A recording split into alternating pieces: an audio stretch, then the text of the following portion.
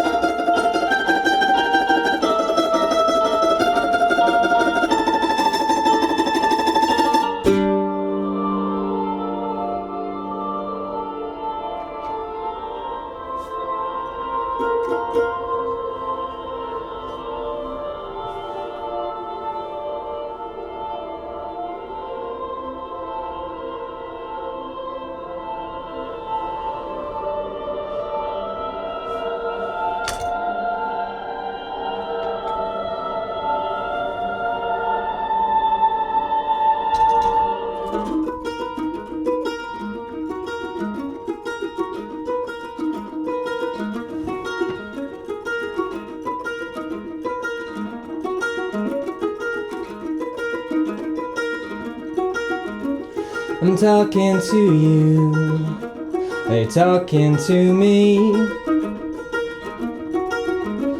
There's plenty to hear, but not much to see.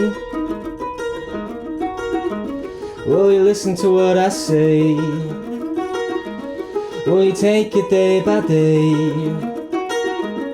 Will you give me this pledge not to walk too close to the edge?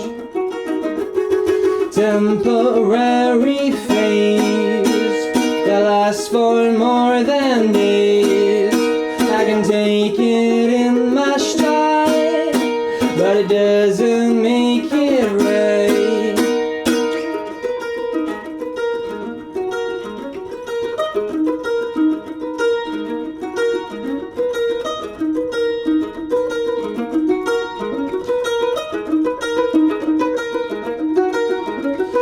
Take both my hands and lead me to the place.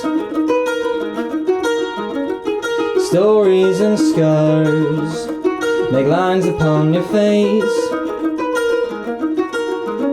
Will you love me to dust? Will you give me your trust? Will you take my advice not to stray too far from the light? Temporary phase that lasts for more than days. I can take it in my stride, but it doesn't make it right.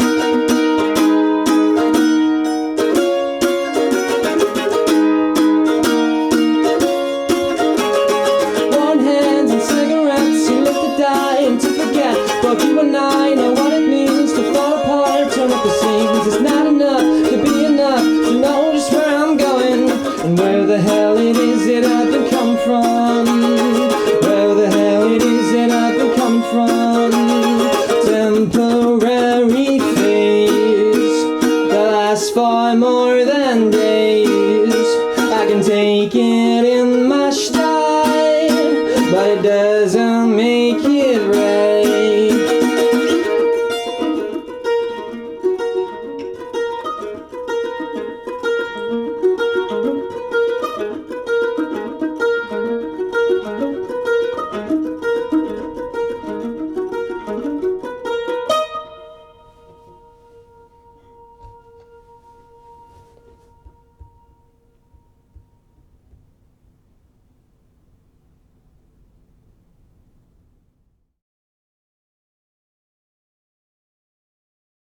My name is Harvey. I work at a bank, and when I'm not there, I am playing mandolin, guitar, bass, just recording, writing my music, and yeah, trying to find where I fit in all that.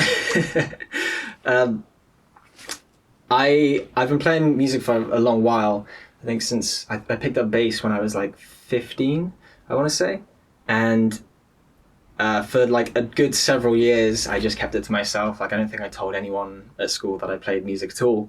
I didn't even like music till I was 13. And then it's been a long journey from that to where I am now, where I feel confident in sharing that aspect of myself. For a long time, I've been playing with other people and sort of almost as a backup, a support member, I guess. I think what drew me to bass guitar initially was that it was a fairly like understated instrument. It's fairly like underplayed, if you will. You can be in the background, but if you want to really put some effort in, you can be flashy and you can take a spotlight. A bit of an underdog instrument, if you will, a bit of an underdog instrument. And since then, I've been sort of gradually moving to a more leading role musically, I guess. I think for the longest time, I've not really been taking that aspect seriously, if you will. Okay, let me phrase that. I think a main turning point for me in regards to like how I view myself as a creative is like when I decided that I was going to sing and take it seriously and actually practice and put the effort in, because I'd sang in bands before almost just because no one else would do it. But now I think it as a, less of a responsibility, more of like a privilege to be able to find my own voice and use that. It sounds corny, but it is true. If it's a very visceral way of making music with your own body. And it's something that, people can't really take away from you. You've got it with your voice, and that's been a really great comfort. And that's sort of tied in with my pivot towards more acoustic music, more folk-based instrumentation, where you are just relying on pure acoustic energy,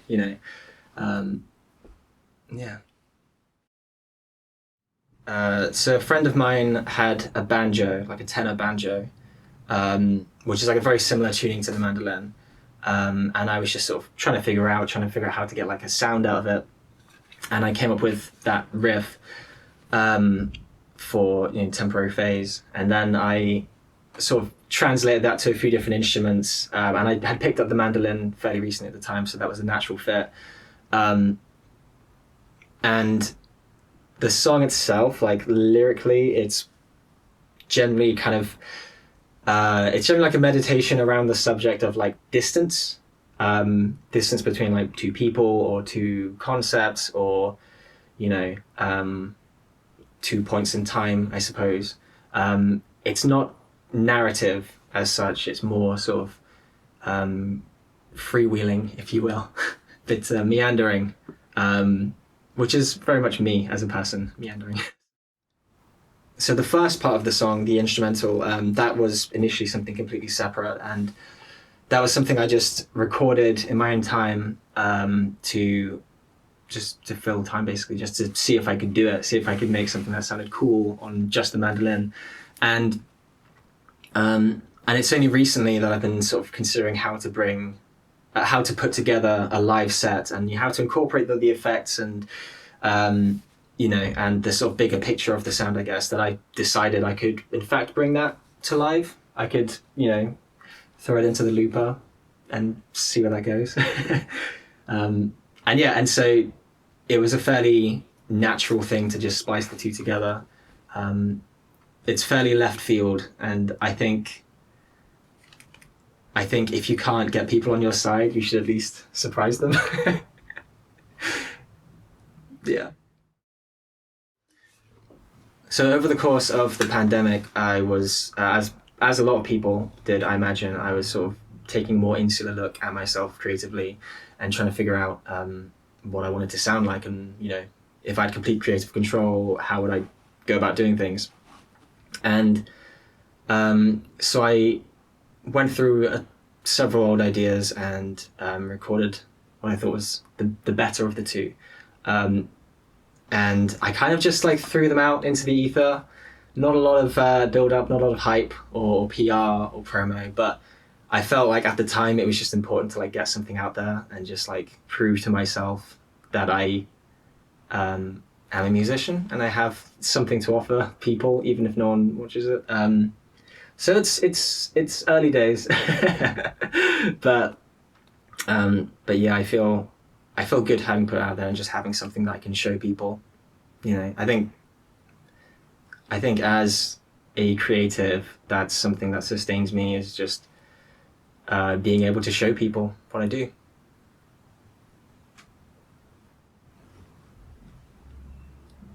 Yeah, I would genuinely, if I could do music all the time and like sustain me. I know it's a bit of I know you should be careful what you wish for, but I feel like it's worth a shot. I think anyone is lucky to do music full time, and the reality is obviously you have to fill quite a lot of. You have to wear quite a few hats if you're going to do music full time. Yeah, I would be willing to give it a shot.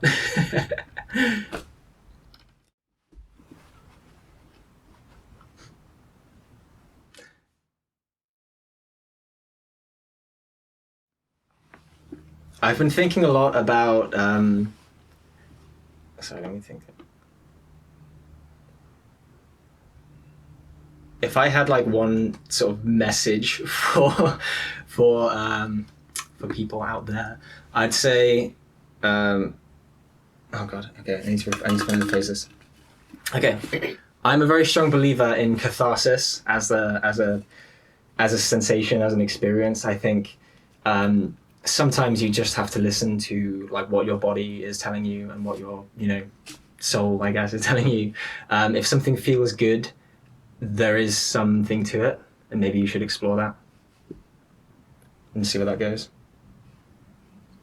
Catharsis, a very like raw sort of way of feeling things, and I think a lot of people don't have a lot of that in their life. I think I'm a strong advocate for like therapy. I think a lot of people could do with some therapy, or at least some kind of constructed way of sorting out their feelings.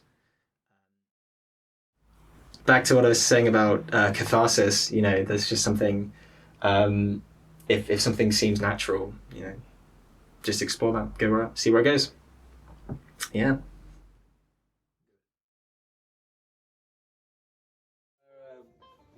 Glasses on or off? That is your style. I mean, that's absolutely not my Thank you. decision to make. Okay. Let's give it a shot. Here goes nothing.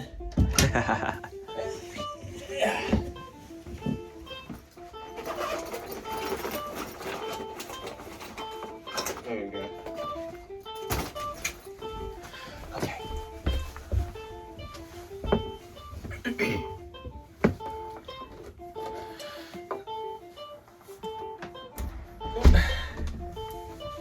Batten down the hatches. God, this is quite small. Okay. Sorry.